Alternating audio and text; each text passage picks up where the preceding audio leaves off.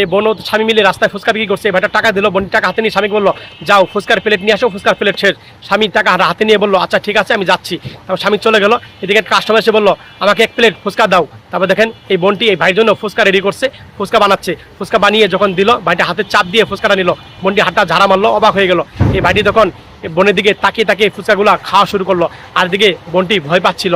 ভাইটা দেখেন এক পর্যায়ে ফুচকা খাওয়া শেষ, ভাইটা এদিকে চলে যাচ্ছে। বোনটি তাকিয়ে দেখে ফুচকার কাগজটা ঝুড়িতে ফেলে দিল। ফেলে দিয়ে আবার এদিকে আসছে, বললো একটা টিস্যু দাও। তারপর দেখেন এই বোনটি একটা টিস্যু বের করে এই ভাইকে একটা টিস্যু দিল। টিস্যু নিয়ে ভাইটা দেখেন মুখটা মুছলো। মুছার পর বললো যে কত টাকা দিব।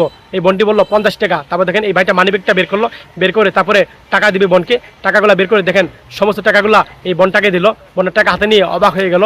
কিছু মোবাইল বের করলো, বের করলে মোবাইলটা দিল বোনকে। বোন বললো এগুলো আমি কি করবো। ছেলে বললো তোমাকে রাস্তায় বেশি ফুচকা বিক্রি করতে হবে না, তোমাকে বিয়ে করবো, তুমি আমার কাছে রানি হয়ে থাকবে। বোনটি দেখেন তো বললো আমার এগুলো লাগবে না। তারপর দেখেন এগুলো টাকা আর মোবাইলটা দিয়ে দিল। ভাইটা নিয়ে চলে গেল।